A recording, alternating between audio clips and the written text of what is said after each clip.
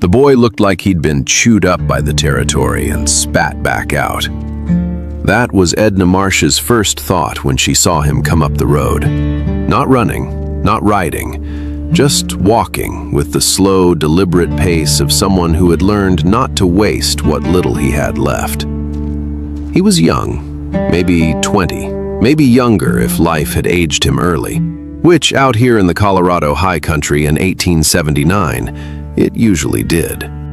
His boots had been resoled with what appeared to be saddle leather and wire. His coat was held together at one shoulder with a piece of fence twine. He had no horse, no pack animal, no visible weapon, and the particular look about the eyes of a person who has spent too many nights deciding whether the ground or the cold was the bigger problem. Edna watched him from the kitchen window. Behind her, her husband Walter sat at the table with the ranch ledger open in front of him, and the expression he always wore when the numbers said something he didn't want to hear, which lately was every morning. "Someone coming up the road," Edna said. Walter didn't look up. "Rider?" "Walker." That made him look up. They had been on this land for 31 years. Walter and Edna Marsh, the Broken Bow Ranch, 400 acres of mountain grass and creek bottom at the foot of the San Juan Range. They had built it from 2 rooms and a prayer into something real, something that fed them and 30 head of cattle and one very opinionated border collie named Hector. They had raised 2 sons here. One of them was in Denver now, working a railroad job and sending money at Christmas. The other one was in the ground, on the hill behind the barn, taken by a fever the winter of '74 at the age of 19. They were 63 and 61 years old, respectively, and they were tired in the way that only people who have worked hard and lost hard can be tired. Not lazy, not beaten, just running on a kind of stubborn momentum that has long since replaced actual energy. And they could no longer run this ranch alone. That was the truth sitting at the bottom of Walter's ledger every morning, heavy as a stone. The boy reached the gate and stopped.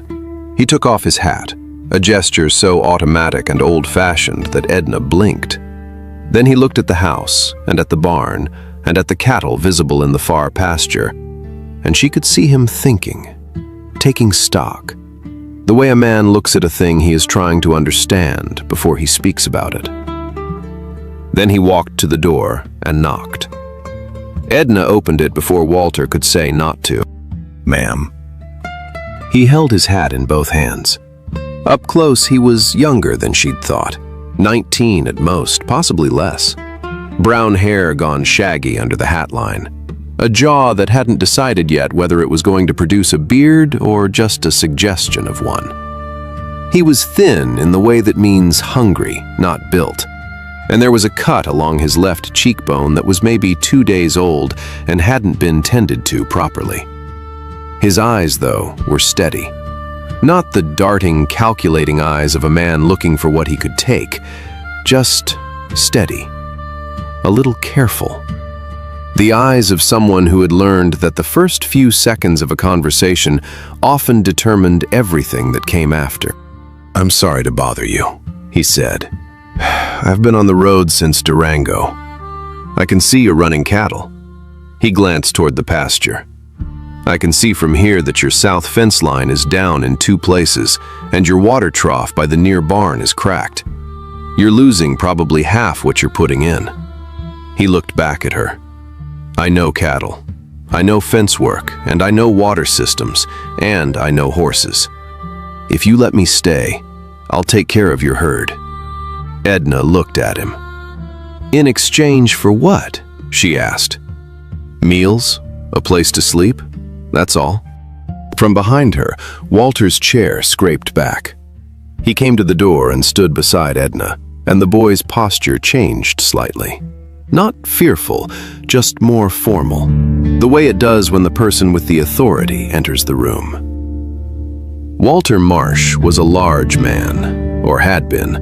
The years had taken some of the breadth from his shoulders and added it to his middle, but he still had the hands and the bearing of someone who had built things with his body for decades. He looked at the boy the way he looked at everything. Slowly, thoroughly, without hurry. "Where are you from?" Walter asked. "Kansas, originally. I've been working ranches since I was 15. "Working or drifting?" A pause. Honest. "Some of both, sir." "What's in Durango?" "Nothing anymore." Walter's eyes moved across the boy. The patched coat, the resoled boots, the old cut on his face. "What happened to your cheek?" "Disagreement," the boy said. "Other man looks worse. I didn't start it, and I finished it as fast as I could." Something shifted in Walter's face. Not warmth, exactly. More like recognition. He'd known men like that. He'd been one once. "What's your name?" "Callum. Callum Reed."